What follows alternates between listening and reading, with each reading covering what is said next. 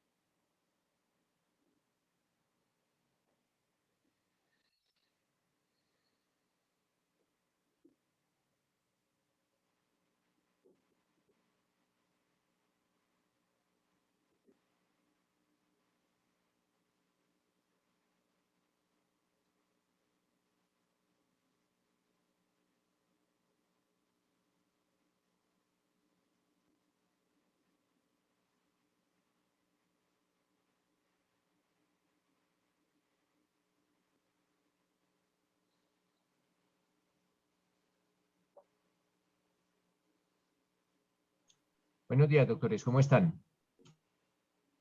Buenos días. Buenos días. Buenos días, doctor. profe. ¿Y profesor. usted? Buenos días, profe. Doctor, buenos días.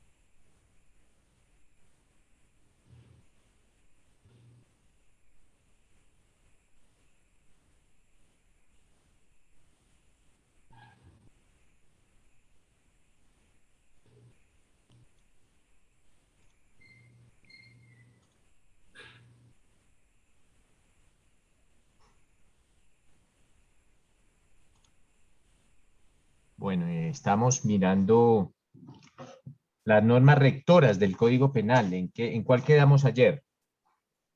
En la séptima, profe. En el octavo. ¿Séptimo, octavo? La Igualdad y provisión.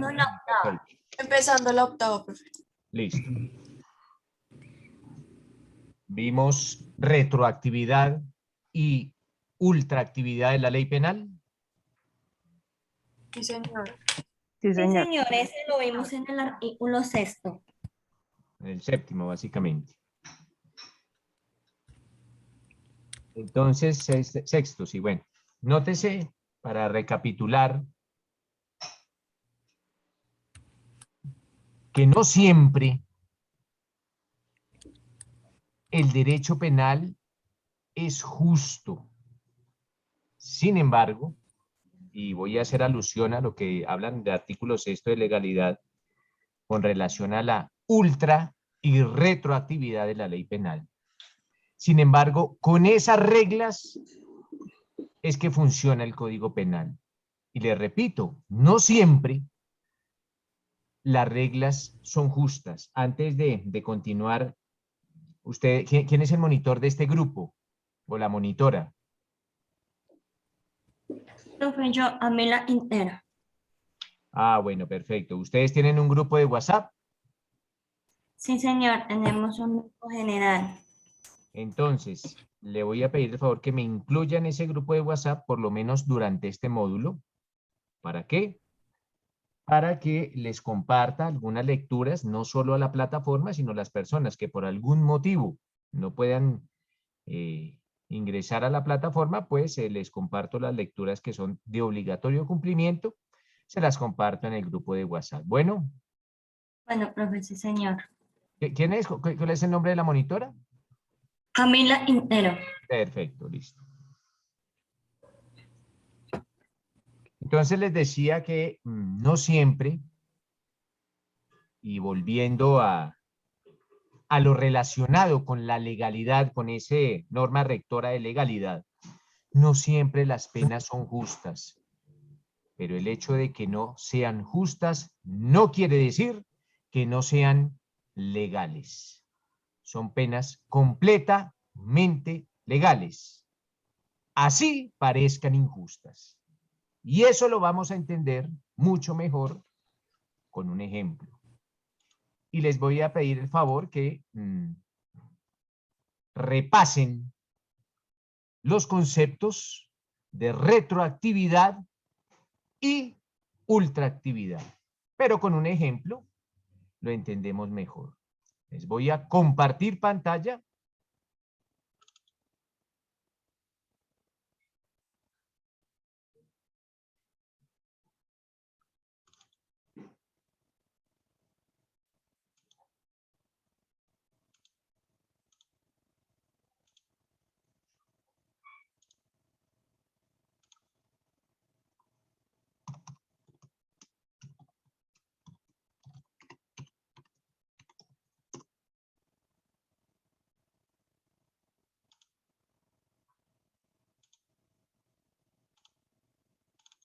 Ya.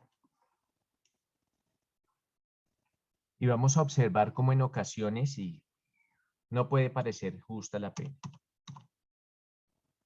Vamos a citar 2 ejemplos, pero esos 2 ejemplos van a tratar del mismo delito, un delito sumamente conocido, aunque ustedes hasta ahora están entrando en las lides, están entrando hasta ahora en estas lides del derecho penal. Hay delitos que son supremamente conocidos y no necesitan un estudio previo del derecho penal. Vamos a hablar del delito de inasistencia alimentaria. Esto es, esta persona que debiendo suministrar los alimentos al alimentado, no lo hace sin justa causa.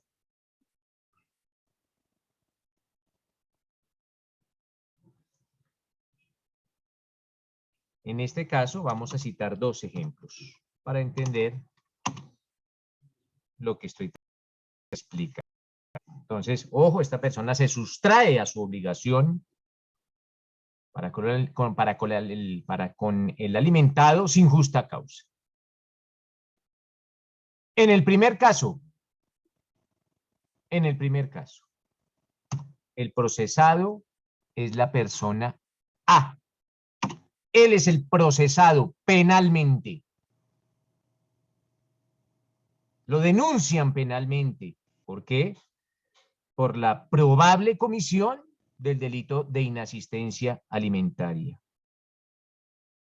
Y ojo, digo probable comisión porque mientras el procesado no haya sido condenado y esa condena no admita ningún recurso, sobre sus hombros descansa la presunción de inocencia. Nunca se nos olvide que toda persona es inocente hasta que un juez penal lo condene y esa condena está en firme. Mientras tanto, es inocente.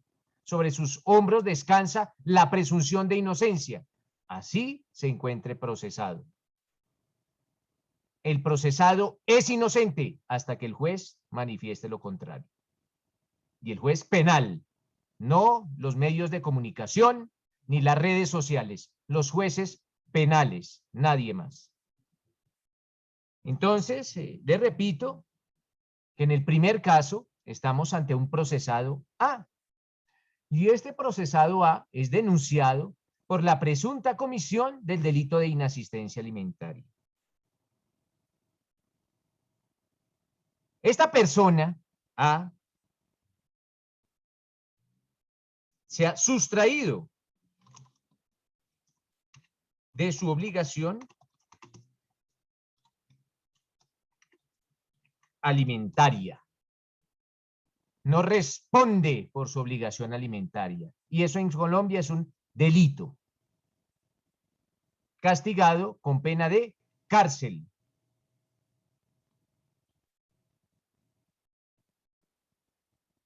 Y esta persona, doctores, esta persona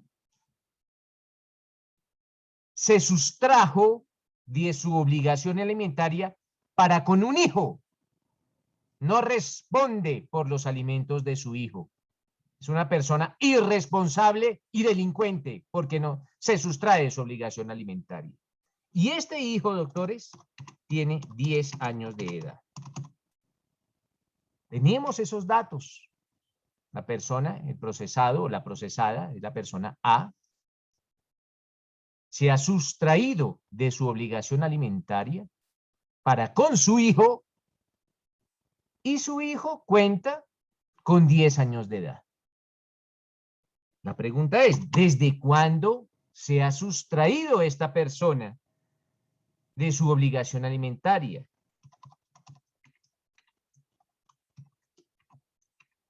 Desde el nacimiento de su hijo. Esto es, desde que el niño nació, la niña nació, la criatura nació, hace 10 años a la fecha, nunca ha respondido por su obligación alimentaria. Ese es el primer caso que tenemos.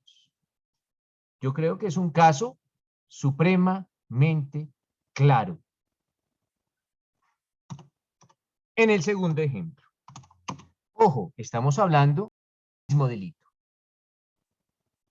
El procesado es, o la procesada, es la persona B. Y esta persona también se ha sustraído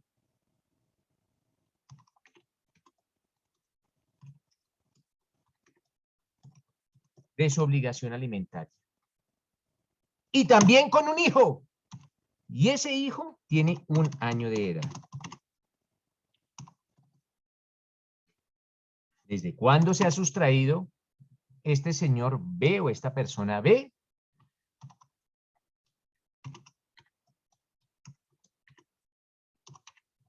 Desde el nacimiento del hijo.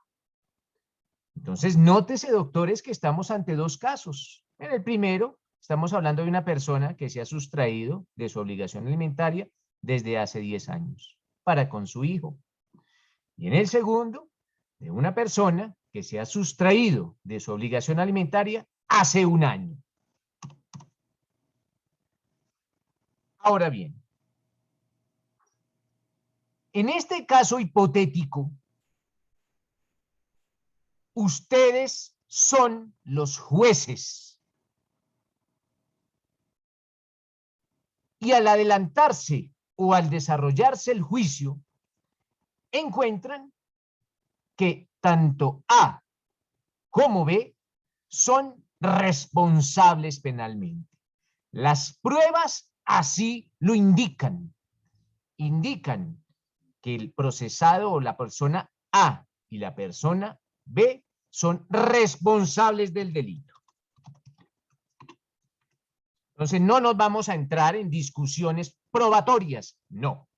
En este caso, las pruebas indicaron que tanto A como B son responsables del delito, son culpables del delito. Y si son culpables del delito, doctores, pues acarrea una condena. Resulta, doctores, que hace 10 años, la pena para el delito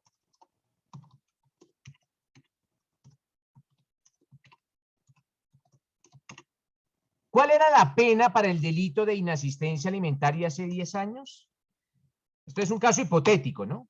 Era de 1 año. Esa era la pena que existía hace 10 años. Pero resulta que en el 2019 se aumentó la pena. Y ahora, y es la que rige en la actualidad,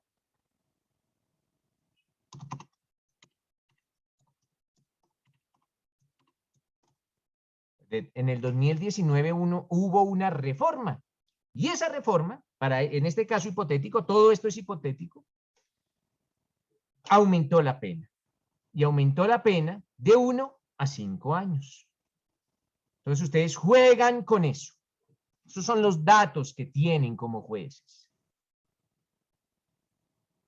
Estableciendo previamente, como les acabé de acotar, que tanto A como B son responsables y que ustedes son los jueces, deben imponer una pena. Ya saben cuál es la pena. Hace 10 años, la pena para ese delito era de 1 año.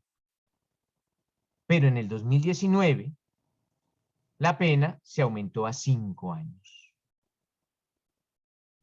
La pregunta es la siguiente. ¿Cuál será la pena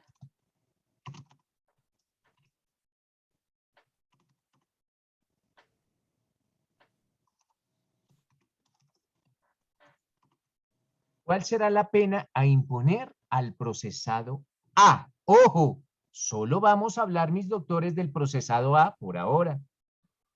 Pues ya sabemos quién es A. A es una persona que se sustrajo de su obligación alimentaria hace 10 años. hace 10 años. Y ustedes son los jueces, mis doctores.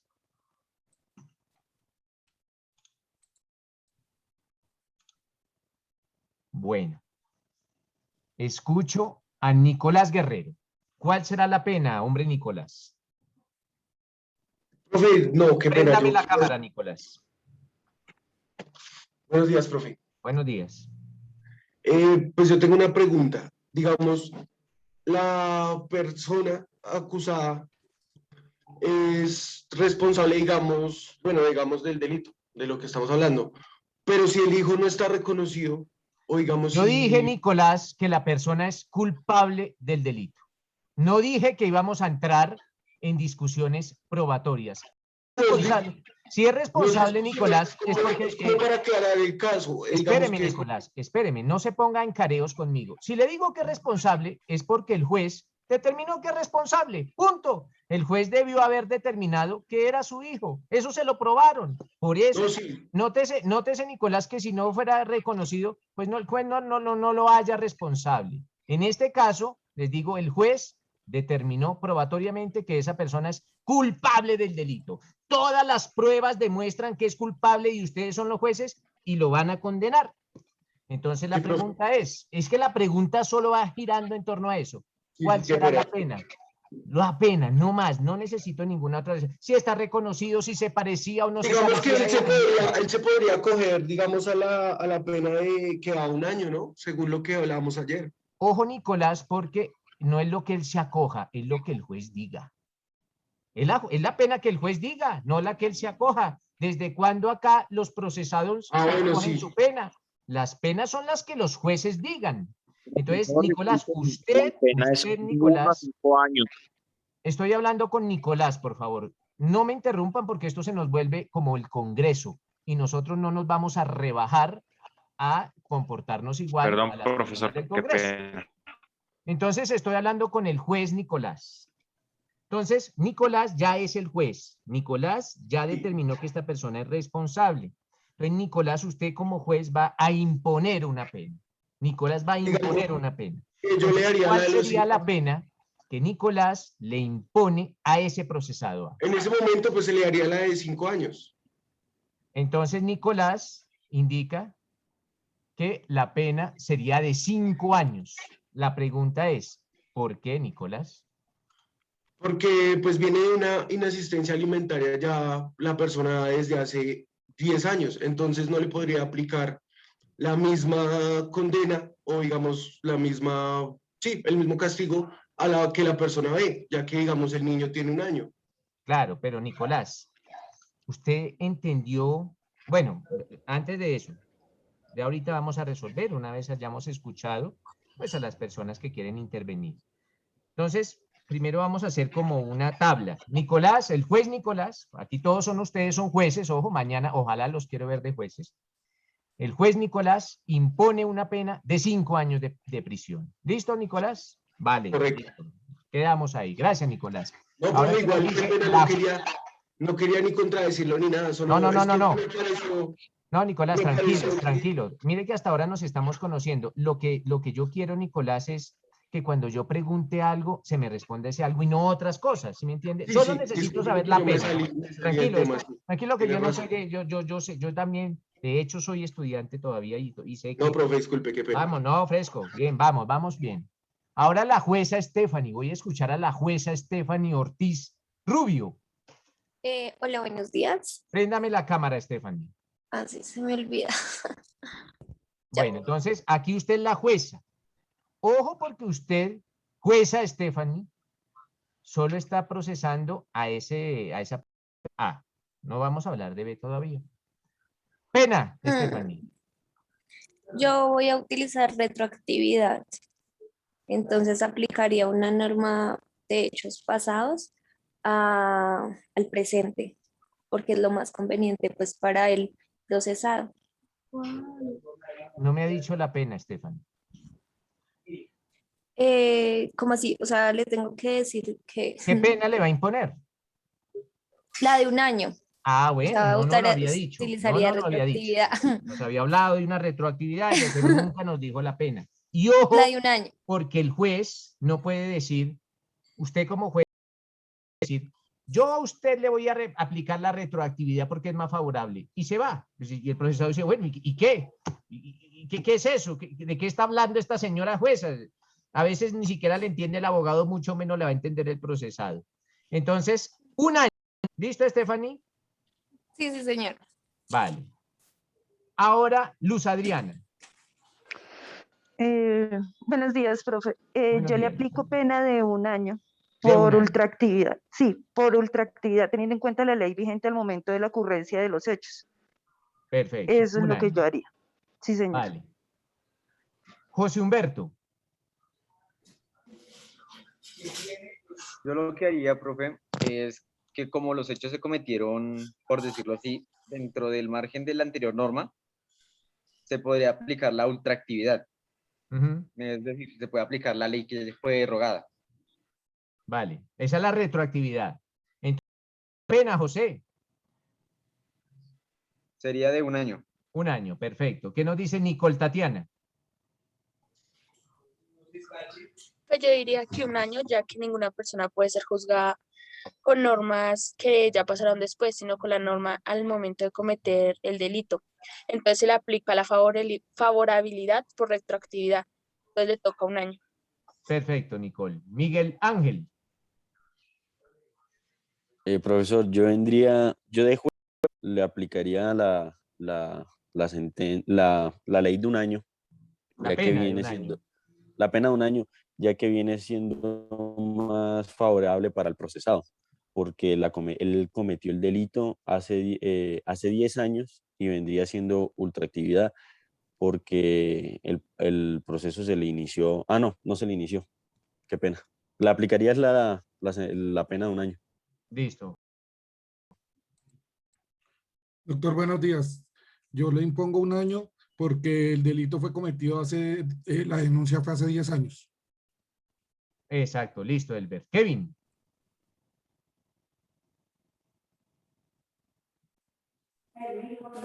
Doctor, yo le colocaría también un Préndame la año cámara, Kevin. porque ¿Cuál, Kevin? un año porque la comisión del delito es 10 años y se hay que aplicar la ley que estaba vigente en ese momento. Listo, Kevin. Ángela.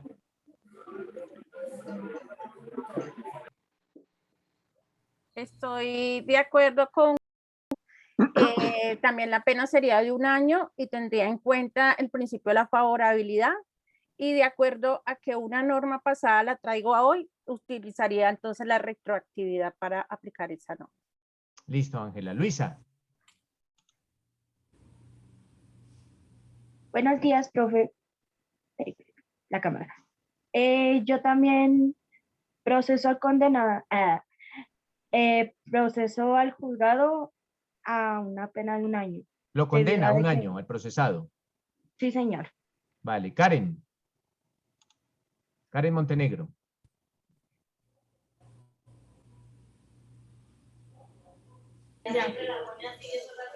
Perdón, se me bloqueó la cámara.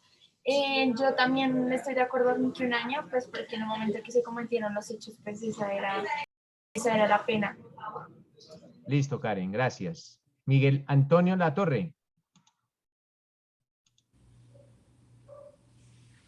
Doctor, buenos días.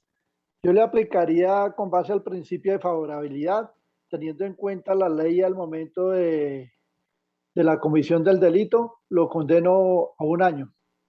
Es decir, le aplicaría la retroactividad. Listo, doctor Latorre. Don Santiago Alarcón. Profesor, según el artículo 6 de la ley 599 de 2000 de legalidad, se le aplicaría al condenado la pena de un año, pues esta llega y dice que se será procesado según la ley vigente mientras se cometió el delito. Vale, listo. Luis Ariza. Buenos días, profesor. Yo le aplicaría por principio de favorabilidad, por principio de legalidad, la pena de un año, pero dejo en el tintero la pregunta y es si se cometió la conducta hace 10 años, faltando a la fijación de cuota alimentaria, eso quiere decir que la pena ya estaría prescrita. Eso es lo que me pone en duda ahorita. Bueno, igual no, Luis, porque ese delito, ustedes van a verlo, ese delito se comete, ese es un delito que se comete con el transcurrir del tiempo. Desde hace 10 años viene cometiéndolo. Eso es como un secuestro. Si yo lo secuestro a usted y dura usted secuestrado 20 años y me capturan en 20 años, no me pueden decir que el delito está prescrito si yo dure secuestrándolo a usted durante 20 años. Son delitos que se cometen a lo largo del tiempo. Asimismo, es el delito inasistencia alimentaria. Mientras la persona no cumpla con su obligación alimentaria, estará cometiendo el delito. ¿Vale? Ok, entonces le daría un Pero año. igual eso era como para dejar esa ventanita abierta cuando ustedes estén estudiando su derecho penal especial. Ahora, Adriana. Yo le aplicaría la pena de un año. Préndame la cámara, Adriana, por favor. Denme un segundo. Ah. No se prende, no sé por qué. Ah, ya. Ok. Yo le aplicaría la pena de un año, ya que los hechos, tengo en cuenta en qué tiempo se ocurrieron los hechos.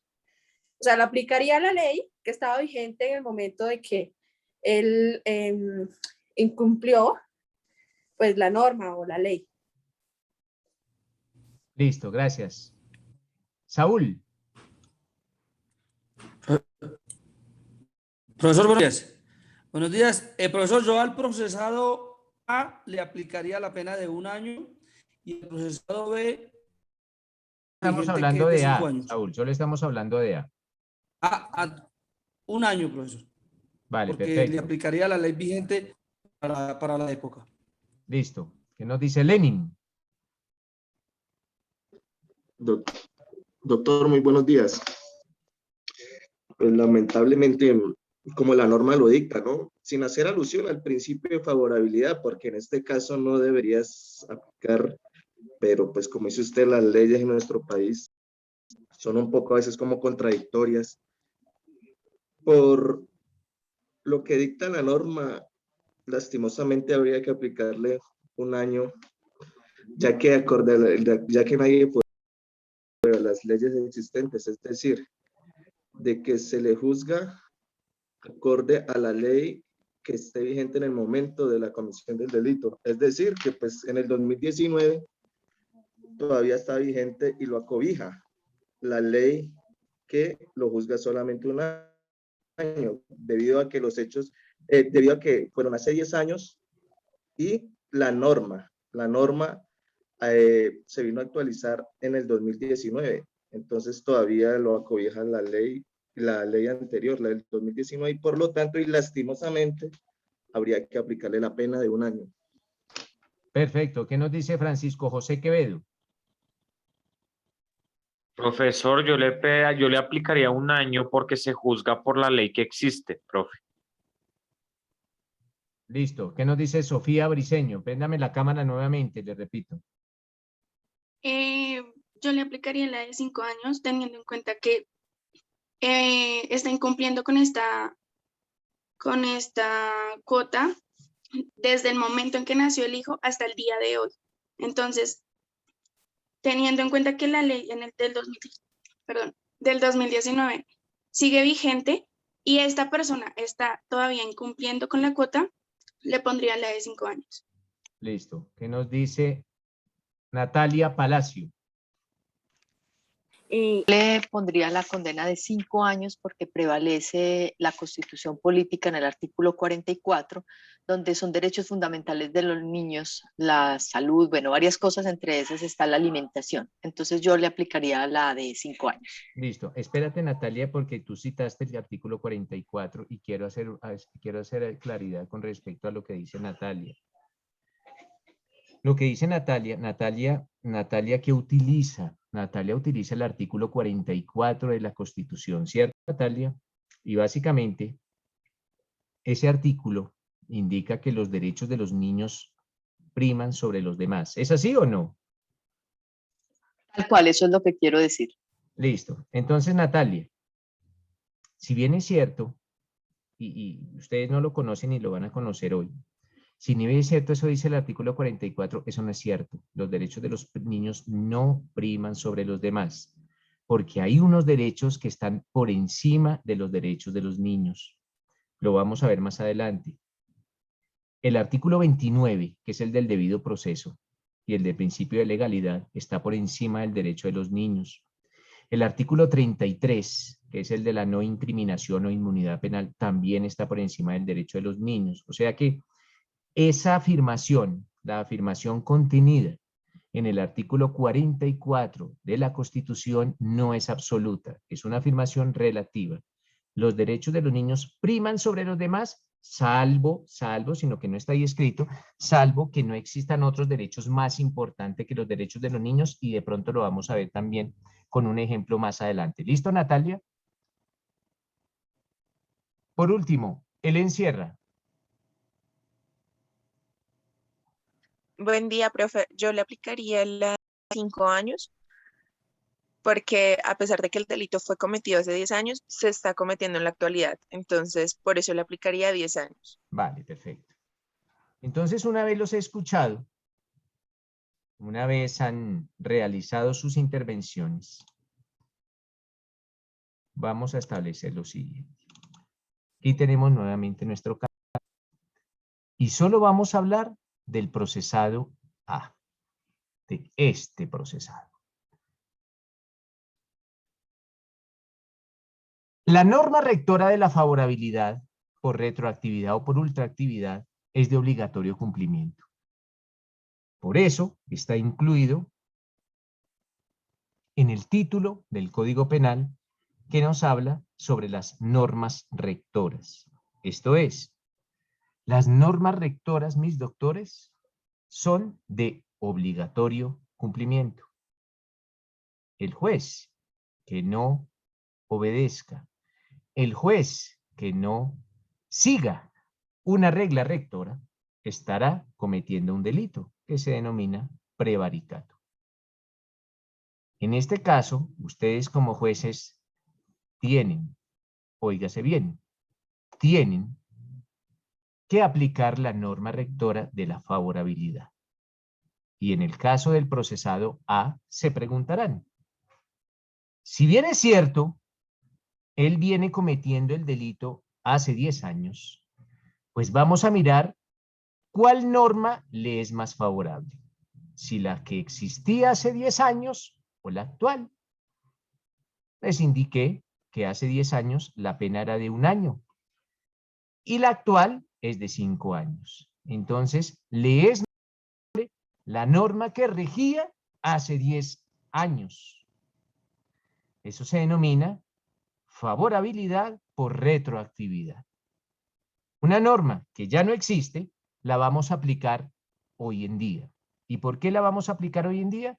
Porque era la que existía y era la vigente al momento en que empezaron a cometerse los hechos. Entonces, la pena para el delito A será de 1 año de prisión.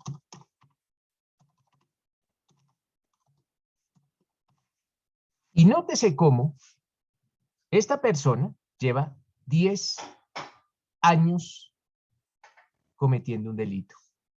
Lleva 10 años incumpliendo con su obligación alimentaria.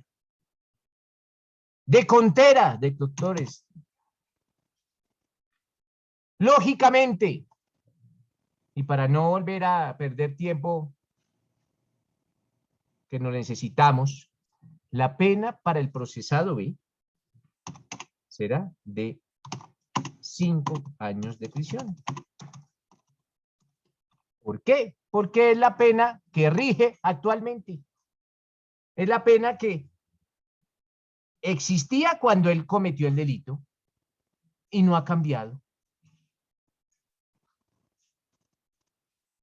Lo que quiero significar con eso, doctores, es que ante la sociedad, el comportamiento de A es más grave que el comportamiento de B. ¿Por qué? Porque A lleva sustrayéndose de su obligación alimentaria durante 10 años y B solo lleva un año de inasistencia alimentaria. Sin embargo, aplicando criterios de legalidad que son de obligatorio cumplimiento, la pena para B será de 5 años de prisión, ojo, porque se sustrajo de su obligación durante un año. Y la pena para A será de solo 1 año de prisión. Y eso que lleva 10 años con esa sustracción de su obligación alimentaria. Eso es lo que quiero significar. La pena no puede ser justa, pero es la pena legal. No siempre la legalidad va de la mano con la justicia. En ocasiones las penas suelen ser injustas, pero jueguen con eso, doctores. Esas son las reglas. Y estén muy pilas. Si ustedes son defensores, tendrán que tenerlo muy en cuenta. Si son representantes de víctimas, pues desafortunadamente, esos son las normas rectoras de nuestro Código Penal. Kevin, lo escucho. Doctor, un ejemplo. Digamos, sujeto a hace 3 años y existía la norma en la cual se le imputa 1 año de cárcel, pero la norma cambió actualmente y son 5 años, pero tiene otro hijo con la misma mujer. ¿Se hace mediante procesos diferentes o ese es un mismo proceso con los 2 niños? Y ahí, ¿qué principio de favorabilidad aplica? Si No, uno se el cometió en la delito ley con un antigua, hijo, aquí no revolvamos. Una cosa es el delito que se cometió con un hijo y otra cosa es el delito con otro hijo. Entonces, con el hijo mayor se le impondrá la pena de 1 año, por ejemplo, pero con el hijo menor se le impondrá la pena de 5 años. Entonces, esta persona ya no va a tener una condena, sino va a tener sino 2 condenas. 2 condenas. Excelente. Listo, doctor, muchas gracias. Vale, perfecto. Pero tú también entiendes. Uy, no mentiras.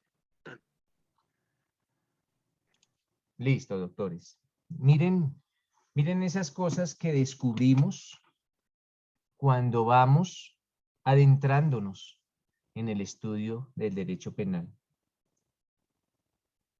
Por eso es que suele ser apasionante en ocasiones, la mayoría de las ocasiones. Quedamos ayer, mis doctores, en el artículo 7º, igualdad. ¿Lo alcanzamos a leer? Les pregunto. Sí, señor. Lo alcanzamos a leer, vale. Entonces ya recapitulando y haciendo memoria, yo les decía que básicamente la igualdad se pregona entre iguales. Ojo, la igualdad se pregona entre iguales. Nunca pongamos en pie de igualdad a 2 personas que no lo son. Nunca pongamos al dueño del banco en pie de igualdad con el habitante de calle. No son iguales. Si no son iguales, no pueden tener el mismo trato. Les decía, si el habitante de calle entra a un almacén a robarse una lata de atún, no lo podemos tratar igual que si es el ejecutivo el que entra a robarse una lata de atún. Siempre todos esos aspectos personales serán analizados de manera independiente, pero no en pie de igualdad. Entonces tengámoslo muy claro siempre, que la igualdad se pregona entre iguales.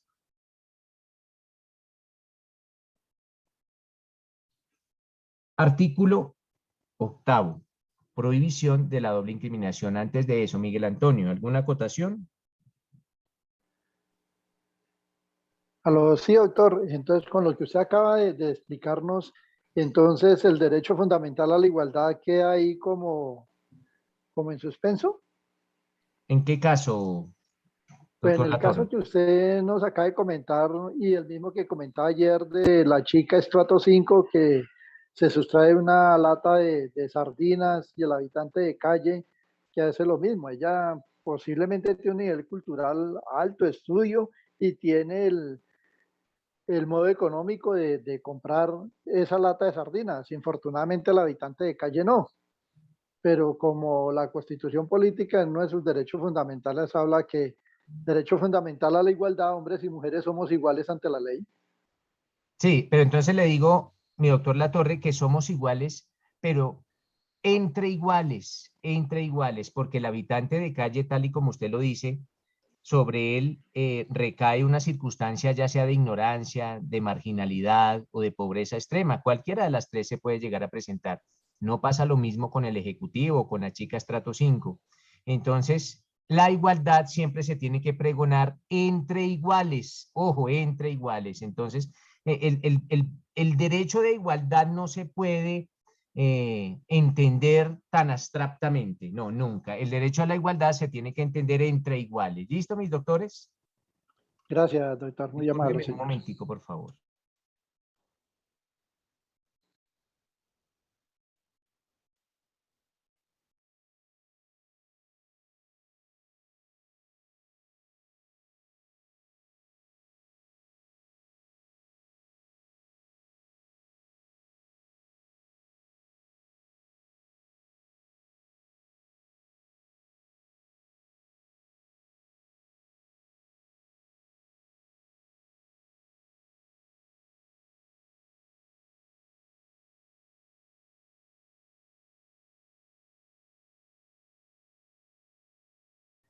Listo, doctores. Entonces, entramos al artículo 8º, prohibición de la doble incriminación. ¿Alguien que le dé lectura, por favor? Ah, Miguel Antonio. Ya, había dejado la mano levantada. Luz Adriana, ¿alguna acotación? Sí, profe, sobre... Préndame la cámara. Sí, señor. Sobre la igualdad, a mí me surge una duda. O sea, sobre iguales. También hablamos sobre los crímenes de cuello blanco, donde es igual. O sea, ellos robaron plata y un gerente de un banco robaron plata. La única diferencia es que los de cuello blanco tienen más dinero y el gerente del banco tenía menos dinero. Más o menos eso es lo que nos está No, explicando la comparación. cuando el procesado, Luz Adriana, tenga una posición distinguida en la sociedad, eso hace que la pena aumente. Eso hace que la pena aumente.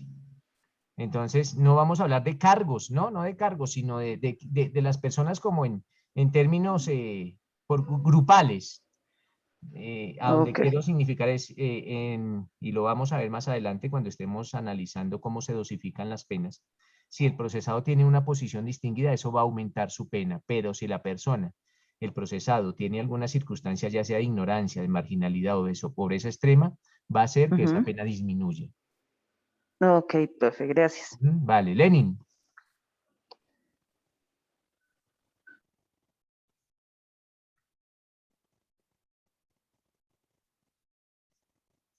Doctor, no, claro, no, de ahí ahí el último respondió el interrogante que tenía, que cuál era la diferencia y cuál sería el castigo como tal, pero ya quedó claro, doctor, muchas gracias. Vale, perfecto. Entonces, nuevamente, mis doctores, nos remitimos, por favor, al artículo 8º, la prohibición de la doble incriminación.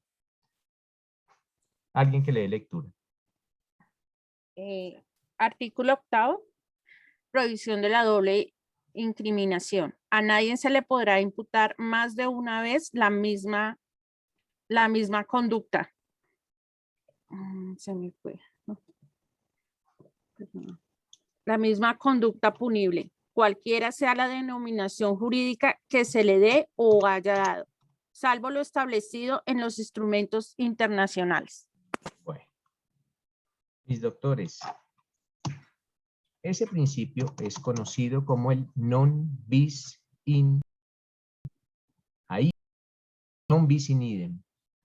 Esto significa, esta es una expresión en latín y significa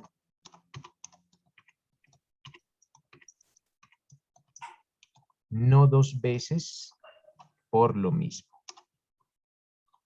Eso significa no dos veces por lo mismo. Non bis in idem. No dos veces por lo mismo. Eso significa que se adelanta un proceso en mi contra por la presunta comisión de una conducta punible. No se me puede adelantar otro proceso por el mismo delito. Ojo, por el mismo delito. Se podrán iniciar otras investigaciones por otros delitos distintos. Pero por el mismo delito no se me podrá iniciar otra investigación. La norma rectora del non bis in idem tiene dos excepciones. Tiene dos excepciones. El derecho disciplinario y el derecho fiscal. Ustedes encontrarán que eventualmente, cuando un funcionario público comete un delito, lo investigan penalmente y también lo investigan disciplinariamente. Entonces, nótese que va a tener dos procesos por la misma infracción. Tanto la penal como la disciplinaria. Esto es, en tratándose de funcionarios públicos. Obviamente, también cuando se comete algún delito, se podrá adelantar no solo la investigación penal, sino también una investigación fiscal. Y cuando hablo de una investigación fiscal, ustedes entienden que básicamente son investigaciones adelantadas por oficinas fiscales o eventualmente por la Contraloría General de la Nación. Esas son las dos excepciones que existen a la regla del non bis in idem. Las investigaciones fiscales y las investigaciones disciplinarias. Pero por regla general, les repito, no se pueden adelantar dos investigaciones por el mismo hecho. María Camila, la escucho. Profe, qué pena, es que no entendí bien la fiscal. La fiscal, María Camila, usted podrá cometer un delito de evasión de impuestos. Entonces, se le podrá iniciar una investigación penal por parte de la Fiscalía General de la Nación para castigarla por su delito y se podrá iniciar una investigación por parte de la Contraloría General de la Nación o por parte de la DIAN o qué sé yo, buscando recaudar esos dineros que usted dejó de sufragar al Estado. Básicamente es la investigación fiscal. ¿Listo?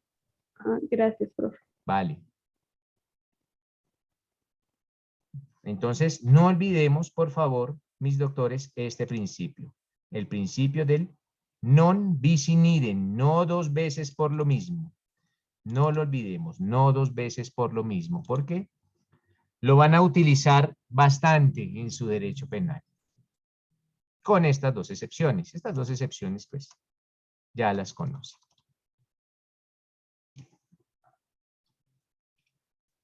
Artículo 9.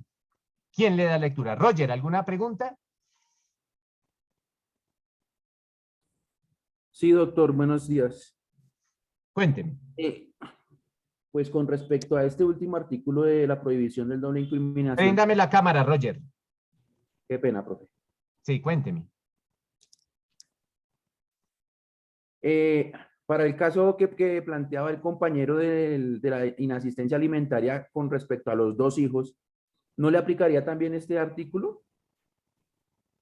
Roger, no, vamos a cambiar el ejemplo. Si usted mata a uno de sus hijos y mata al otro, ¿tendrían que investigarlo dos veces o una sola vez?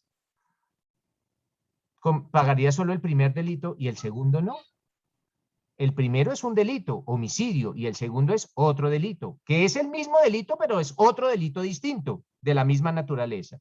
En este caso, el padre que se sustrae de la obligación de un hijo comete un delito con ese hijo, es una víctima, ese hijo. Pero si se sustrae a la obligación alimentaria con otro hijo, hablamos de otro delito con otra víctima, que es el mismo delito, sí, pero es otra víctima. Entonces, por eso no se aplica el non bis in idem. Son víctimas distintas, nótese, Lenin, que son dos niños distintos. ¿Ya? Sí, señor. Muchas gracias, doctor. Vale. Lenin.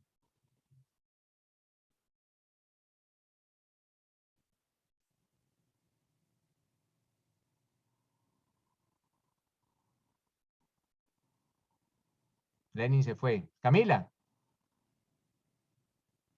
Qué pena, doctora, ahí estaba, no. Ahora sí, cuénteme. Sí, era la pregunta sobre el homicidio, o sea, lo que usted acaba de explicar, pero pues nuevamente ya me dio la respuesta. Ah, Muchas bueno, listo, gracias. Lenny, perfecto. Camila. Hola, buenos días. ¿Cómo estás, profesor? Yo tengo una pregunta. Pues como no pude participar en la anterior que sobre el acusado A, el acusado B, quisiera saber si se le pondría también una condena para pagar la manutención. O sea, ese dinero ya lo pierde la madre. Bueno, aunque no es de nuestro tema, pero te tengo que responder la pregunta. Ojo, cuando sepa la respuesta, porque cuando no la sé, pues buscamos. Pero Ok. aquí, cuando la persona sea condenada, Camila, después de que es condenada, la víctima puede iniciar un incidente que se denomina el incidente de reparación integral. Y eso es un pequeño proceso que se adelanta dentro del proceso penal. ¿Y qué busca? ¿Cuál es la finalidad de ese incidente? La reparación de los perjuicios que se hayan ocasionado con el delito. Entonces, como veíamos ayer, que uno de los fines de la pena es la reparación de los daños ocasionados. Entonces, en la alimentaria, la persona también, aparte de que sea condenada, se le puede iniciar ese incidente de reparación integral buscando la reparación de los daños y perjuicios, con eventualmente medidas cautelares, ya sea embargo o secuestro de sus bienes inmuebles y el remate de los mismos, Camilo. Ok, perfecto. Yo tenía también entendido que, digamos, si en ese caso no llega a haber no llega a haber nada a nombre del padre, se podría de pronto demandar a los abuelos. Sí, claro que sí, pero ya no penalmente, sino ante los derechos No, ya de familia. Sí, sí, sí. Y a los bisabuelos. En caso que Ok, existieran. perfecto. Lo mismo ocurre si el padre es quien, a quien deben suministrársele los alimentos, porque no solo es a los hijos, eventualmente, por ejemplo, si yo soy padre y soy una persona inválida, mi hijo, si tiene la capacidad, tiene que sufragar mis alimentos. Sí, claro que sí. Y si no puede mi hijo, lo tendrá que hacer mi nieto o mi bisnieto. Entonces sí se puede, digamos que sí se puede atacar tanto las ascendencias como las descendencias. Ok, perfecto. Muchísimas Vale. gracias. Stephanie. Es, digamos, con el caso igual para pasado, ¿sí? Según el artículo 8. Entonces, digamos que un padre, pues sí, no quiso responder por su hijo y pagó la pena del año, pero luego, después de pagar la pena, sigue sin responder por el mismo hijo. Ajá, pero son Entonces, delitos distintos. A ver, te explico, Stephanie. Resulta que tú tienes un hijo con una persona y ese caballero se sustrae de su obligación alimentaria. El niño tiene 4 años, entonces lo condenan. ¿Y lo condenan por qué? Porque esa persona durante 4 años, pero resulta que él se siguió sustrayendo. Entonces, nótese que no es el mismo delito. Es un mismo delito, pero con otra víctima. O sea, es la misma víctima, pero es otro delito. Es como si yo a ti te violo hoy y después te violo mañana. Entonces, el primer delito fue inasistencia alimentaria de 4 años. Viene el segundo delito con la misma víctima, pero tendrá que ser otros nuevos hechos. ¿Cuáles? De 4 años hacia acá. Nótese que los hechos son distintos. Los hechos son distintos. La víctima es la misma, pero los hechos son distintos. La primera condena decía, por ejemplo, del año 2000 al 2004. La segunda son otros hechos, del 2005 al 2010. Son hechos distintos. Entonces, por eso no estamos hablando de que son los mismos hechos y el mismo delito. No, podrá ser el mismo delito, pero los hechos son distintos. ok. Vale, Miguel Ángel. O sea, yo tengo una duda.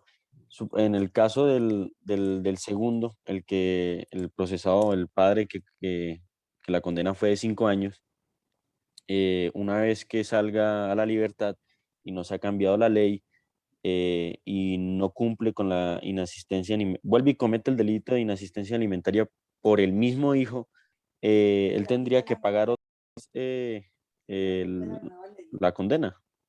A ver, Miguel, la primera condena se impuso por cuánto tiempo que duró la sustracción de la obligación, durante 1 año, ¿cierto?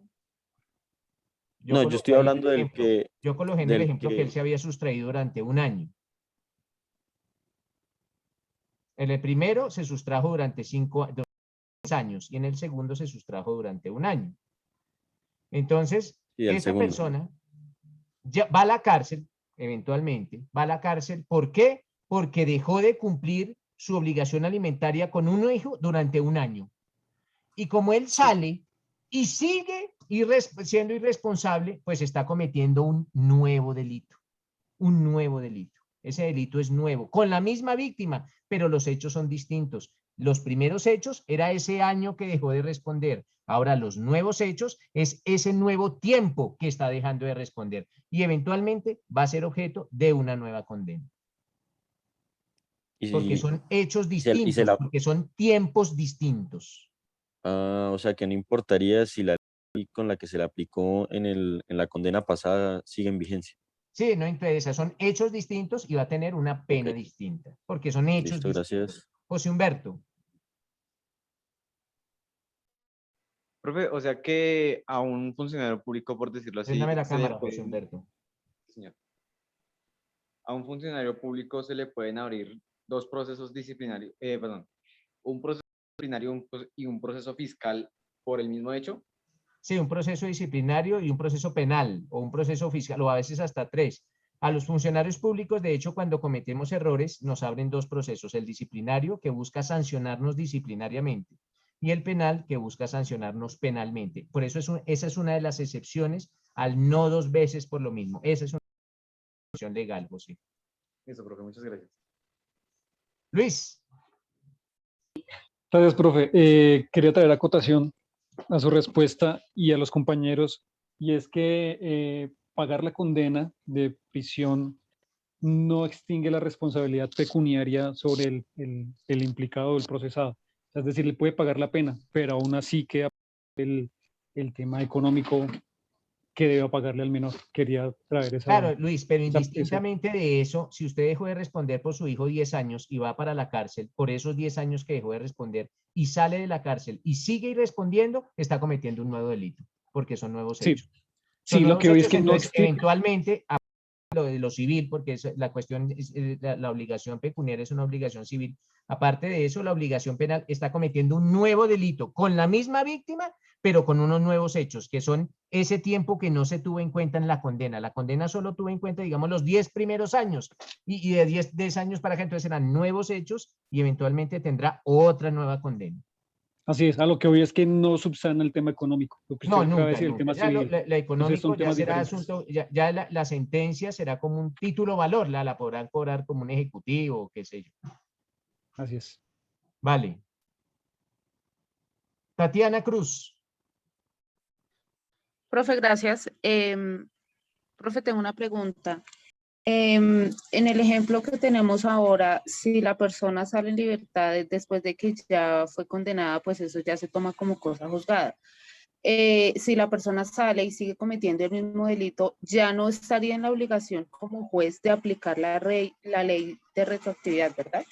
No, ya es un nuevo delito, eso son nuevos, no, porque es que mira, siempre tienes que mirar qué pasó. Mira, por ejemplo, si tu hijo tiene 17 años, y al padre lo condenaron por los 5 primeros años que se sustrajo de la obligación, por los 5 primeros años, eso. Lo condenaron desde el año 0 hasta el año 5. Después del año 5, él se siguió sustrayendo. Entonces son nuevos hechos, del año 5 al año 10. Entonces tú como jueza tienes que investigar cuando el niño tenía 5 años, porque ya son los nuevos hechos de 5 a 10, cuál era la norma vigente, desde los 5 hasta los 10, y aplicar la norma más beneficiosa. Entonces siempre miremos los hechos, siempre miremos los hechos. Ok, gracias, doctor. Vale. José Vicente Torres.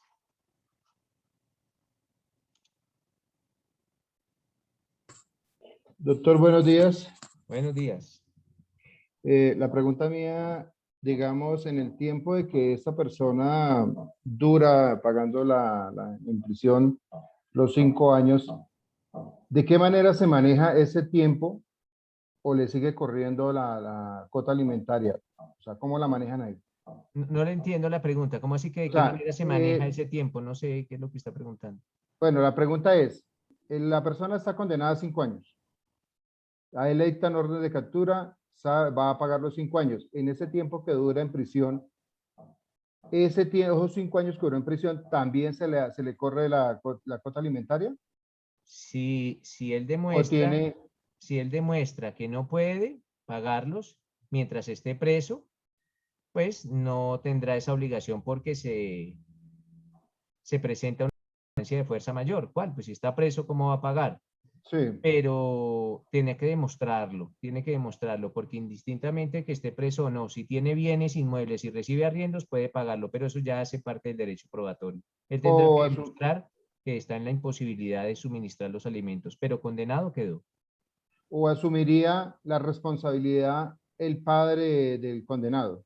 No. La ¿No? responsabilidad penal es personalísima. Ya. Eso de los abuelos y todo eso es ante el derecho de familia, no ante el derecho penal. Ah, ya, listo, ok. Listo, Muy amable. perfecto. Jimena Palacios.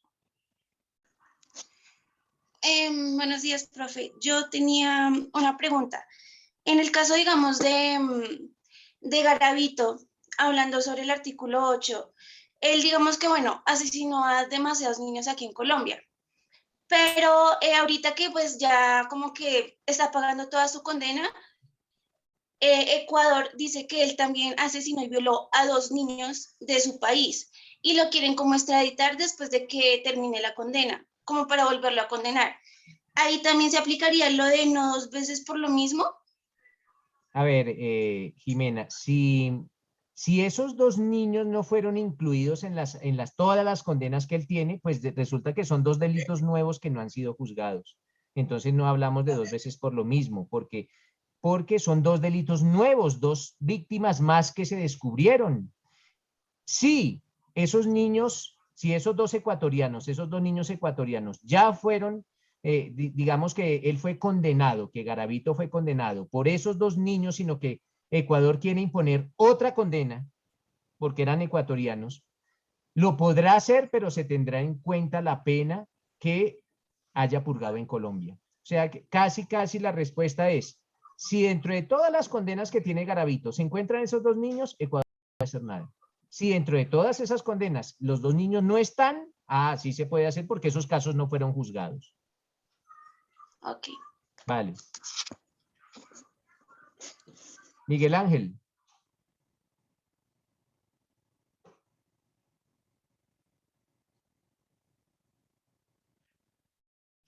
Qué pena, profesor, es que tenía la mano alzada. Vale, perfecto. José Humberto.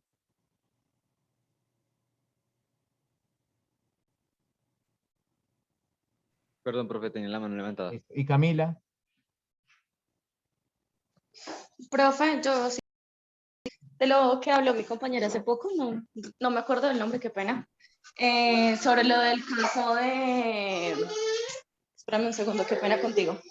Sobre el caso de Garavito, pues yo sé que él ahorita ya no está en la cárcel, a él ya le dieron libertad, no lo pudieron condenar por los mismos delitos, porque hubieron muchos procesos que más o menos como no sé exactamente cómo se diga, términos legales, tuvo casi el mismo modus operandi. Entonces no fue condenado por todos los procesos. Bueno, listo. Ya después vamos a ver eso de la acumulación jurídica de penas y eso. Entonces, mis doctores, esa es la prohibición de la doble incriminación, no 2 veces por lo mismo. Ahora nos vamos a remitir al artículo 9. ¿Quién lee el artículo 9?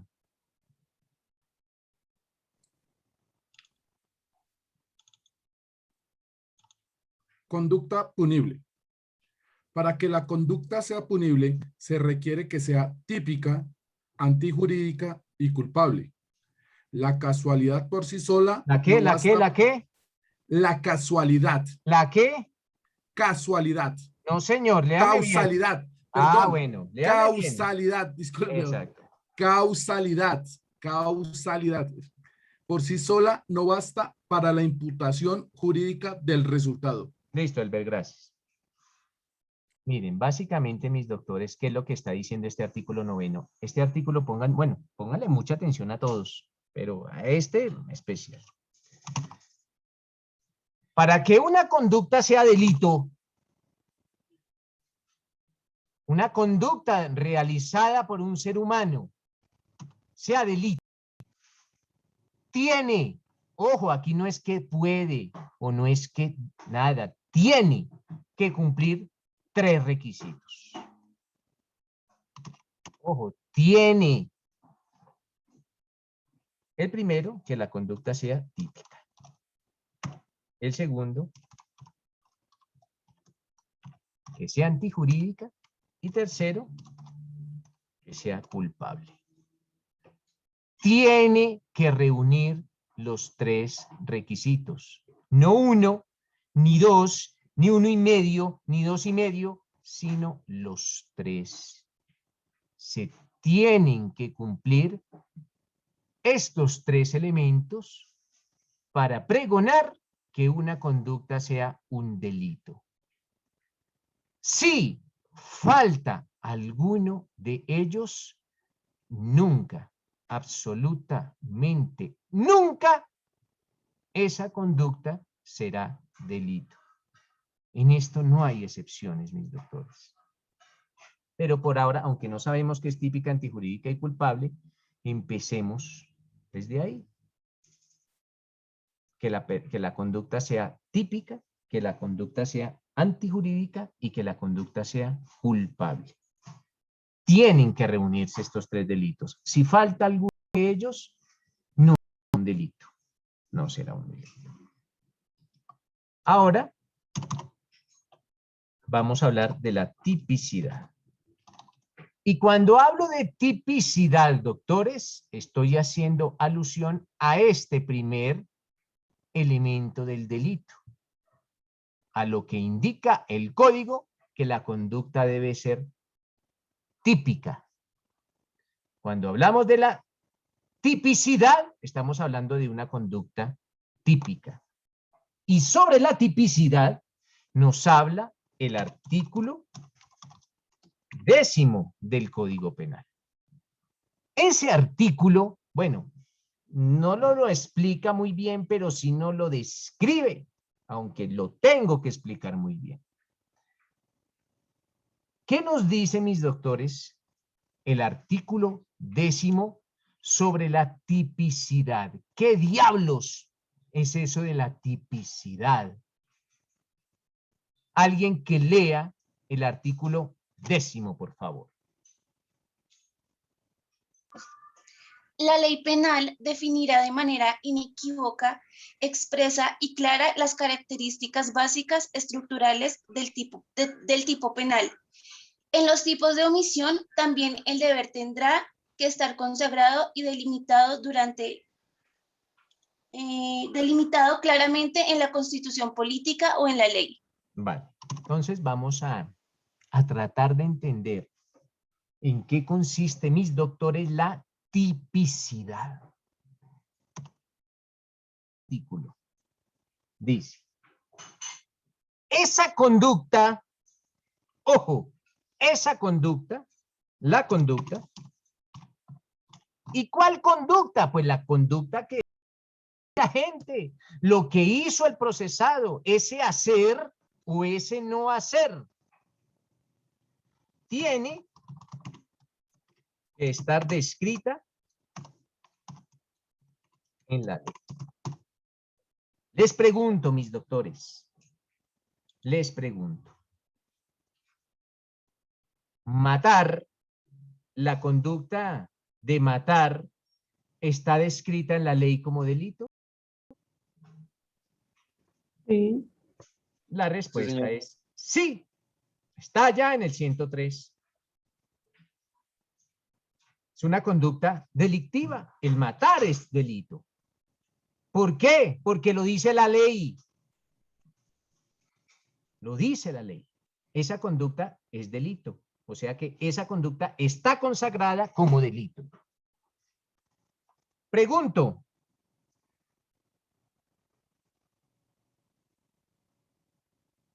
El manifestar que el profesor de Derecho Penal es un mediocre, ¿está consagrado en la ley como delito? No, señor. No está consagrado No, en la ley como señor. delito. Entonces quiere decir que si ustedes indicaran que el profesor de Derecho Penal es un mediocre, pues no están cometiendo un delito. ¿Por qué? Porque esa conducta no está tipificada, esa conducta no está elevada a la categoría de delito. Ese hacer o ese no hacer no están consagrados en la ley como delito. Contrariamente, matar sí, violar sí, hurtar sí.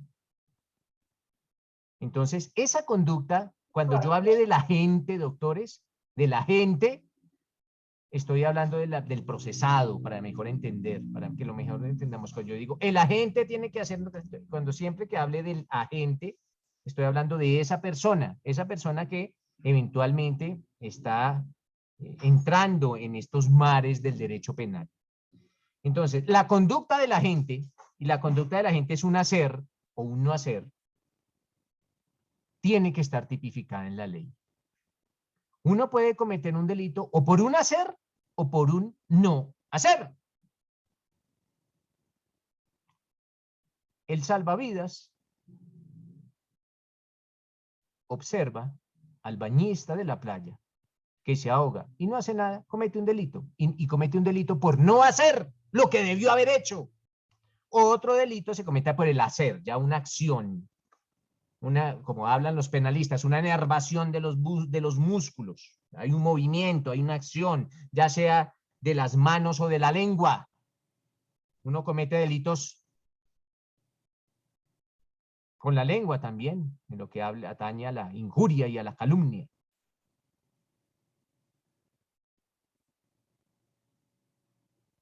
Hernán Pavón, ahí cuando lo puedan leer, me enseñó, cuando él fue alguno de mis profesores de Derecho Penal General, y cuando estudiábamos tipicidad, él decía, hagan así, o hagan así. Así se cometen los delitos. Entonces, doctores, tipicidad quiere decir, en su primera acepción, porque tipicidad, no hemos terminado tipicidad, quiere decir que la conducta debe estar descrita en la ley. Esto se denomina, cuando yo hable de la conducta en la ley, se denomina tipicidad objetiva. Cuando les pregunte, doctores, ¿en qué consiste la tipicidad objetiva? Ojo, tipicidad objetiva. Entonces, ustedes van a decir, la conducta tiene que estar descrita en la ley. La conducta que despliega ¿quién? Esa persona que está siendo procesada. Eso es la tipicidad objetiva.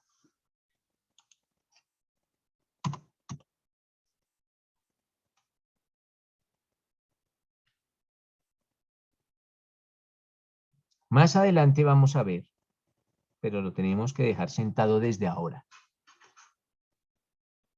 que una persona puede cometer un delito o con dolo, o con culpa, o preterintención.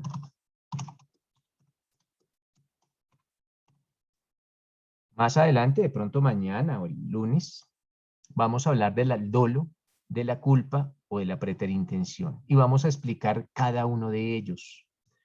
Por ahora, en lo que atiende a la tipicidad, doctores, cuando nosotros hablemos que la persona obró o con dolo, o con culpa, o con preterintención, vamos a hablar de una tipicidad subjetiva. Entonces, la tipicidad está dividida en dos. La tipicidad objetiva y la tipicidad subjetiva. Cuando hablemos de tipicidad objetiva, quiere decir esto que esa conducta que desarrolló el procesado estaba descrita en la ley como delito. Y cuando hablemos de tipicidad subjetiva, vamos a indicar que esta persona obró o con dolo, o con culpa, o con preterintención. Después vamos a desarrollar los conceptos de dolo, de culpa y de preterintención. Por ahora, dejémoslo ahí planteado. Más adelante vamos a entender cada uno de ellos porque esto requiere mucho análisis. Pero por ahora, mis doctores, todo esto engloba el concepto de tipicidad del artículo 10. Este es el primero de los requisitos para que una conducta sea delito, la tipicidad. Helber, lo escucho. Doctor, una pregunta. Usted que nos saca, o me saca esa duda.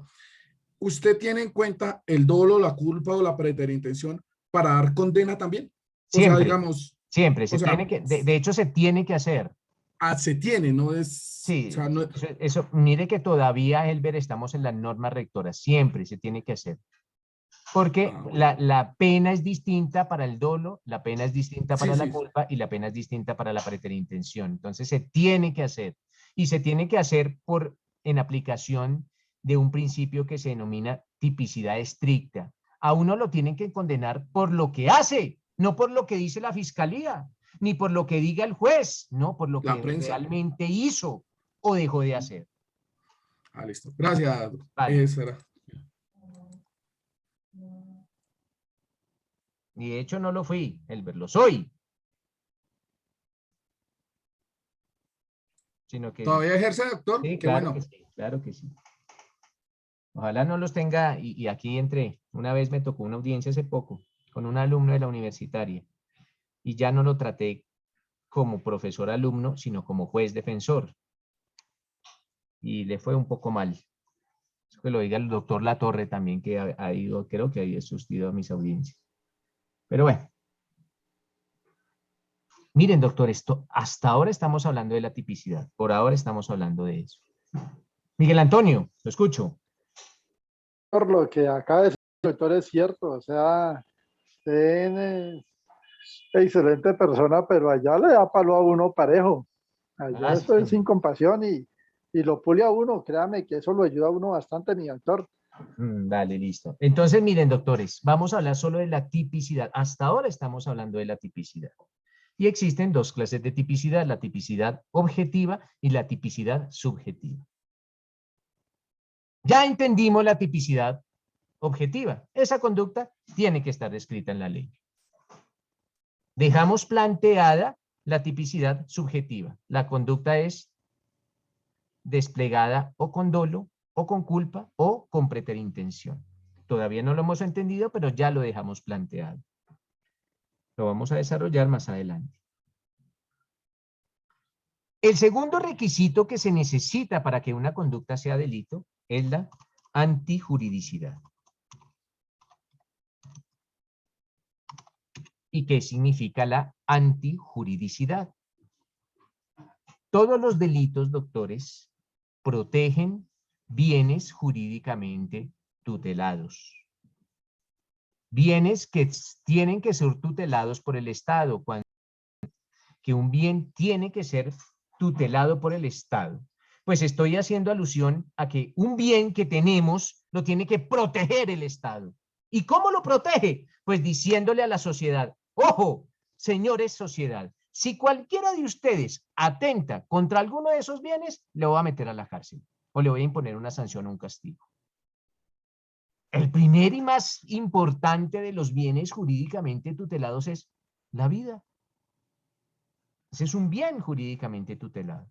Entonces, si ustedes analizan su artículo penal en el artículo 103, 104, 105 y siguientes, pues son delitos que protegen ese bien jurídico. ¿Cuál? La vida. Pero existen otros bienes jurídicos. El patrimonio económico, por ejemplo. Para eso existe el hurto, la estafa, porque son atentados contra ese bien jurídicamente tutelado del patrimonio. La formación e integridad, la formación e integridad sexual. Ese es otro bien jurídico que se tiene que proteger. ¿Y cómo se protege? Pues elevando a la categoría de delitos de conductas como la violación, como el acceso carnal abusivo, como el acceso carnal violento, como el acoso sexual. Entonces son bienes jurídicamente tutelados. Y una vez tenemos claro, doctores, que el Estado protege bienes jurídicamente tutelados con el Código Penal, la antijuridicidad consiste en que la conducta colocó en peligro el bien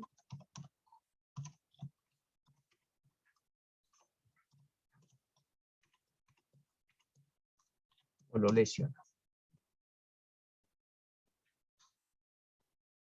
Por favor, alguien que le, antes de concederle la palabra a Elber y a Miguel, alguien que le dé lectura al artículo 11 del Código Penal. ¿Qué nos dice ese artículo 11, mis doctores? El artículo 11 dice antijuridicidad. Antijuridicidad. Para una conducta típica sea punible, se requiere que lesione o ponga efectivamente en peligro, sin justa causa, el bien jurídicamente tutelado por la ley penal. Perfecto. Ojo, mi actuar, aparte de ser típico, ya sabemos que es tipicidad, o por lo menos lo dejamos planteado, tiene que ser antijurídico. Esto es, que puso en peligro o lesionó el bien jurídicamente protegido por el legislador. Lo entendemos mejor con un ejemplo. Yo soy habitante de calle e ingreso al almacén Olímpica y me sustraigo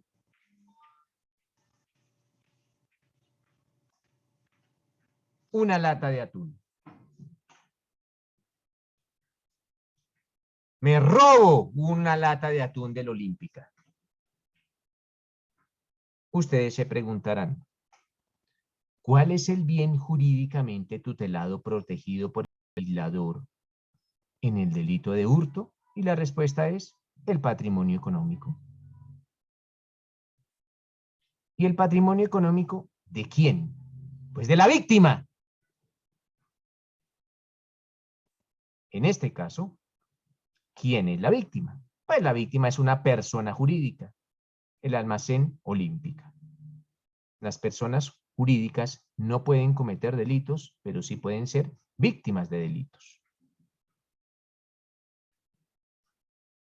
Entonces, sabemos que el hurtar es un delito, sí.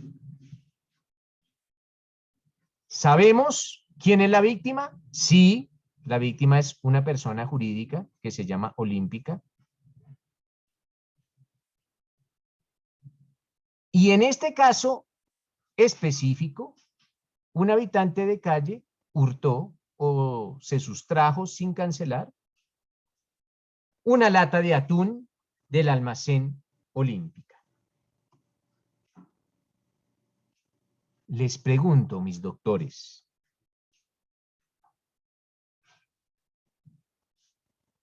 ¿cuál es el patrimonio económico del almacén Olímpica? ¿En cuánto se estima el patrimonio económico de esa persona jurídica? Luis. Uy, profe, bueno, no te he levantado la mano para este tema, pero la pregunta es, ¿en cuánto se estima el patrimonio económico de las almacenes olímpicas? ¿Sí? Claro. Le diría que... Lo dirá el certificado de existencia y representación, pero aproxime. No sé, diría que unos 1.000 millones, diría Bueno, por ahí. De pronto un poco más, muchísimo más. 1.000 millones vale cada almacén. Por ahí 100.000 millones. Por ahí 100.000 millones de pesos. Bueno, ya se acercan un poco más, dice Elber. 100.000 millones de pesos. La pregunta sería, establezcamos a manera de ejemplo que el patrimonio económico del almacén Olímpica son 100.000 millones de pesos. Establezcámoslo a manera de ejemplo, mis doctores. La pregunta es, con el hurto de atún se puso en peligro el patrimonio económico del almacén Olímpica o siquiera se lesionó? ¿Qué responderían ustedes? Aunque se lesionó un ¿Estoy poco, hablando? sí. ¿José Humberto? Sí, Lo señor. escucho, José Humberto.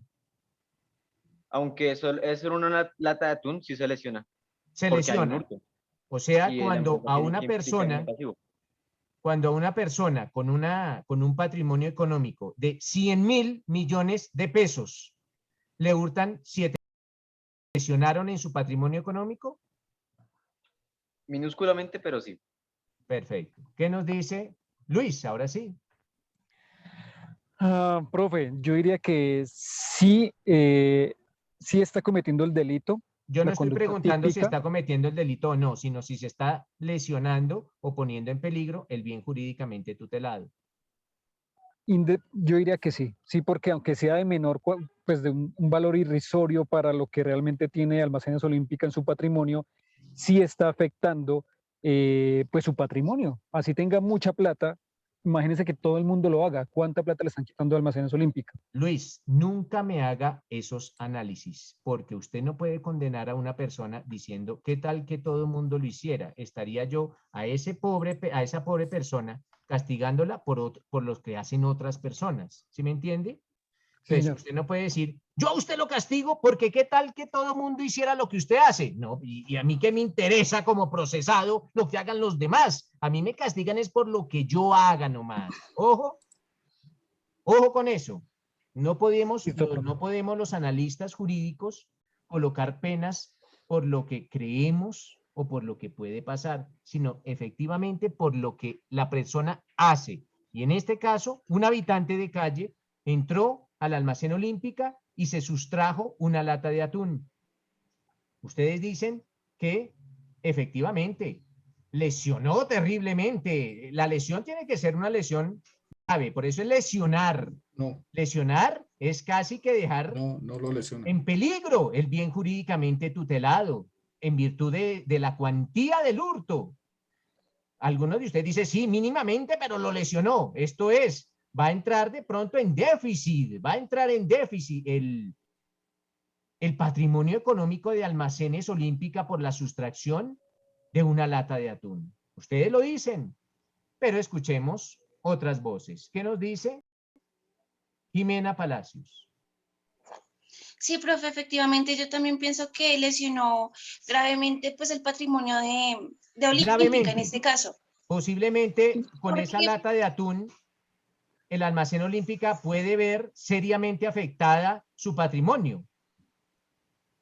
Pues es que realmente son sus ingresos. Al fin y al cabo, digamos que esa persona jurídica se crea de crear ingresos, o sea, tiene su patrimonio pues muy alto, pero de todas maneras, pues de eso vive, al fin y al cabo. Vive, pues eso, o sea, ojo, vive de la venta de esa lata de atún.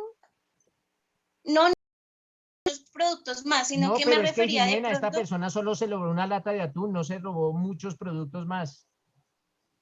Por Bueno, eso les sí, en digo, eso sí, pero solo pues, juzguemos a la persona por lo que hace. Y esta persona solo se hurtó una lata de atún. sí, pues igual, yo me refería a eso, que igual son sus ingresos y pues sí, obviamente que se lesiona su patrimonio. Se lesionó su patrimonio. Perfecto. ¿Qué nos dice Miguel Antonio?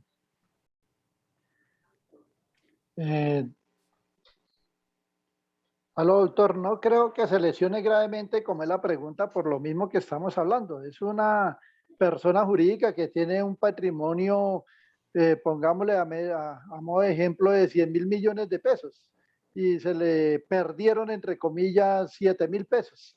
Entonces, como si uno tuviera 1.000.000 de pesos y se le extraviaron 1.000 pesos. No le afectó gravemente de su capital, su patrimonio. Esto, disculpe el dicho coloquial, como dice, esto es como quitarle un pelo a un gato. No le afecta su patrimonio gravemente, como es la pregunta concreta y como lo debemos analizar. Vale. Muchas gracias. Dice Karen. Yo la verdad creo que ahí dice que es la conducta coloca en peligro el bien jurídico o lo lesionó y realmente no creo que por una lata de atún se coloque en peligro semejante capital o patrimonio que tenga Olímpico. No Vale. creo. Doctores, y disculpen las personas que tienen la mano levantada, pues ya más adelante les concedo el uso de la palabra. Básicamente no se lesiona el bien jurídicamente tutelado. Ni se lesiona ni se pone en peligro. No se afecta ni siquiera el bien jurídicamente tutelado con ese hurto, en virtud de la gran capacidad económica que tiene la víctima. Como lo dijo el doctor Latorre, coloquialmente es quitarle un pelo a un gato. No se coloca en peligro el bien jurídicamente tutelado. Y si no se coloca en bien jurídicamente tutelado en peligro, la conducta no es antijurídica. Por eso no es delito. No es delito porque falta uno de los ingredientes. ¿Cuál falta? El ingrediente de la antijuridicidad. No se puso en peligro el bien jurídicamente tutelado. Por eso les decía que apliquen el test de igualdad. No es lo mismo hurtarle 7.000 pesos a un multimillonario que una persona que recibe 7.000 pesos por día en su trabajo. No es lo mismo. No es lo mismo. Les Una decía pregunta. en pro de igualdad. No es lo mismo, si yo recibo 7.000 pesos diarios producto de mi trabajo y me roban mis 7.000, me robaron el producto de un día de trabajo. Si Olímpica gana $1.000.000 diarios y le robaron 7.000 pesos, no se pone en peligro su bien jurídicamente tutelado. No puede alegar Olímpica que en virtud de ese hurto de los 7.000 pesos, su patrimonio entró en peligro. No lo podría argumentar en virtud, pues precisamente de la gran capacidad económica, en este caso la víctima. Miguel Antonio, ¿alguna pregunta?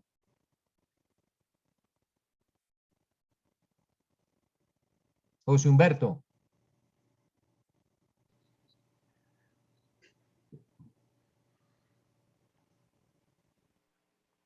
Aló. Sí, señor. Profe, una pregunta. Entonces, ¿qué se procedería a hacer? No es delito, José Humberto, no es delito. Ya lo que, si alguna cosa policiva y todo, pero en lo que atiende a nuestro derecho penal, no es delito. Y si no es delito, pues la persona es inocente. No es delito. O sea, se sanciona si algo y... No es sale delito, libre. no tendrá ninguna sanción por el Código Penal porque no es delito. Y el Código Penal solo sanciona los delitos. ¿Vale? No es delito. Karen.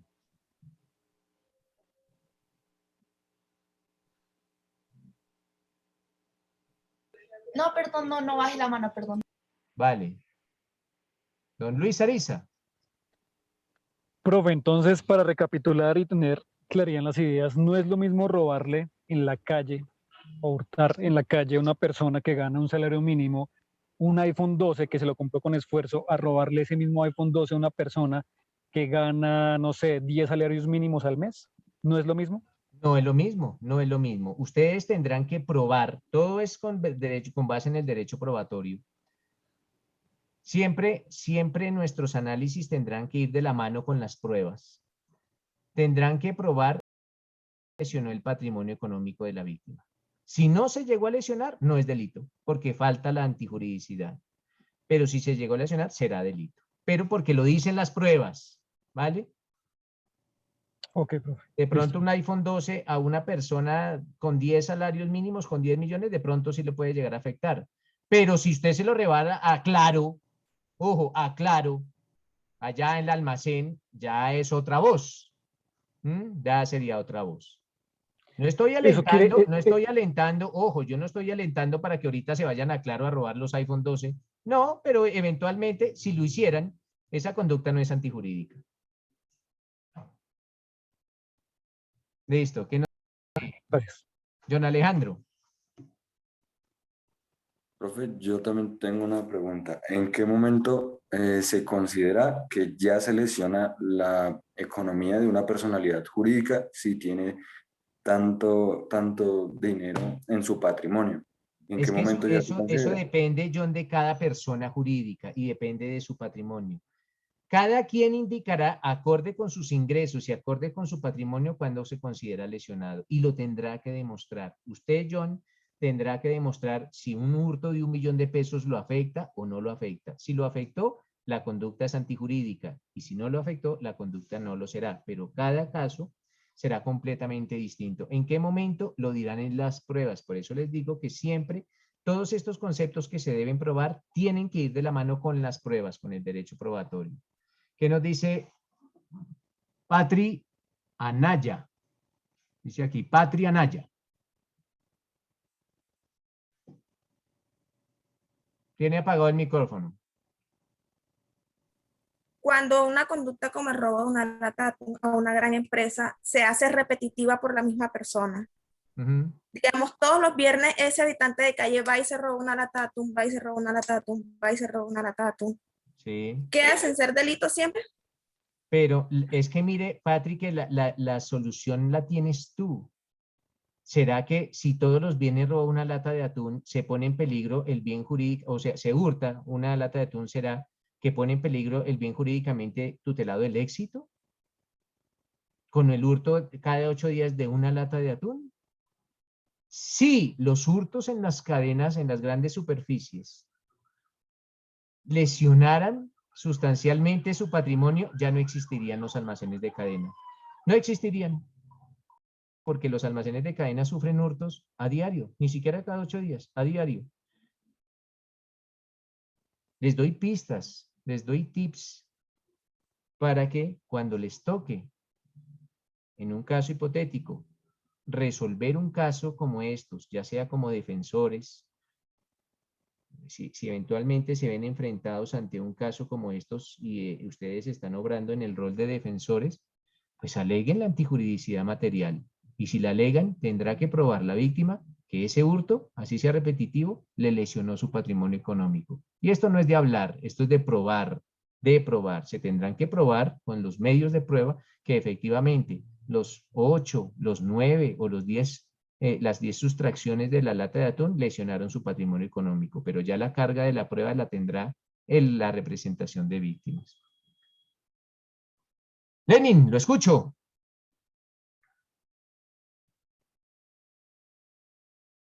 Doctor, una pregunta. Independientemente de que sea una indigente o una persona con un estrato socioeconómico más alto, aquí en este caso las acciones serían, digamos, es lo mismo que se robe la lata de atún en este caso, el indigente que la persona de estrato 5. En este caso sí, claro, porque estamos hablando de la víctima. Aquí no estamos haciendo un análisis del procesado, sino un análisis de la víctima, del bien jurídicamente tutelado de la víctima. Aquí el análisis no gira en torno al procesado, sino a la víctima. Si se pone o no se pone en peligro el bien jurídicamente tutelado. Entonces, en este caso es igual, porque estamos analizando a la víctima. Ok, gracias, doctor. Vale. José Humberto.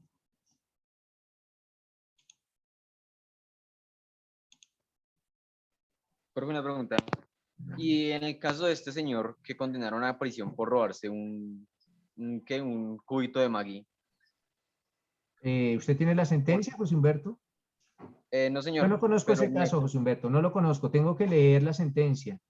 No conozco el caso, tendría que leer la sentencia y si observo que la sentencia estuvo mala, pues indicaremos que eventualmente pudo haber sido un error o un yerro de la justicia. Pero a nadie se le puede condenar porque roba un caldo Maggi. Eso no se puede, eso no puede pasar. Y si llegara a pasar, es un error de la justicia. Y en ese Pero caso, cuando hay error tenemos judicial, que conocer los casos. No citemos los casos por lo que dice la prensa, porque la prensa a veces tergiversa la realidad. Nosotros tenemos que conocer de primera mano los procesos, conocerlos, leerlos, tener las pruebas y mirar a ver qué fue lo que dijo el juez, y si eventualmente el juez se equivocó, pues se le atacará la sentencia por medio de los recursos, eso ya lo mirarán más adelante. Listo, profe, muchas gracias. Vale. Miguel Ángel. Profesor, entonces la persona que hurtó la lata de atún no tendrá ninguna sanción, por más mínima que sea, porque pues esto es como un acto indebido que no se debe Miguel, hacer. nosotros estamos estudiando derecho penal. No sé si vaya a tener otra clase de sanción, pero penalmente no es nada. sea, Ah, penalmente, ok. en lo que atiende al Código Penal, a esas penas, acuérdese ayer las penas y las medidas de seguridad, no tendrá ninguna pena. No sé si allá le pongan una anotación en el CAI o qué sé yo, cualquiera de esas cosas, pero en lo que atiende al Código Penal, que es lo que nosotros estamos estudiando, dentro del Código Penal no tendría ninguna pena. ¿Por qué? Porque las conductas descritas en el Código Penal son los delitos y aquí faltaría uno de los ingredientes o uno de los elementos para que esa conducta sea delito. Ok, gracias. Vale. José Vicente.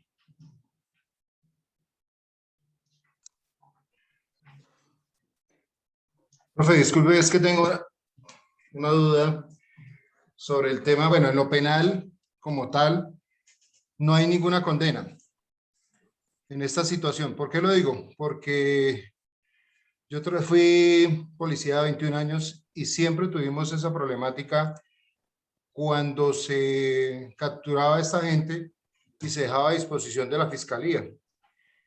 Y por obligación, o sea, por obligación como funcionarios públicos, nosotros nos tocaba hacer la judicialización, aunque teníamos otros argumentos más, pero los almacenes de cadena con sus abogados peleaban demasiado que tenía que judicializarse este sujeto, aunque nosotros le poníamos en claridad, pero en fiscalía recibían el caso como tal.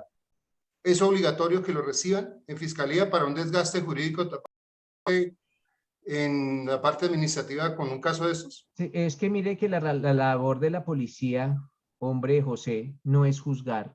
La labor de la policía es, como usted mismo le indica, es judicializar.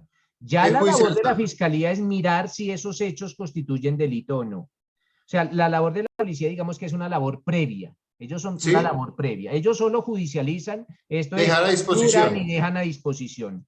Y el fiscal analiza. Si es delito, pues lo llevará a imputación y si no es delito, pues lo dejará libre. Pero sí es obligación de la fiscalía recibir el caso, recibirlo y someterlo a estudio. Ojo, cuando yo digo que no quiere decir que no lo judicialicen, no. Quien dice si es delito o no es delito inicialmente es el fiscal y por último será el juez. Pero el policía de todas maneras tiene la obligación de judicializarlo y la fiscalía tiene la obligación de someter ese caso a estudio. Y ese es el estudio que ustedes van a realizar, si la conducta es típica antijurídica del culpable. Pero sí tiene la obligación, José. Ok, listo. Vale, doctores, dejemos ahí. Muchas gracias por su tiempo y nos vemos el día de mañana. Gracias a usted, doctor Prieta. Muchas gracias, señor. profe. Muchas gracias. Gracias, profe. Muchas gracias, profesor. Gracias, profe. Muchas gracias, Que esté profe. bien. Nos vemos mañana, profe. Chao. Gracias. Hasta luego, profesor. Buen día. Gracias, profe. Hasta luego.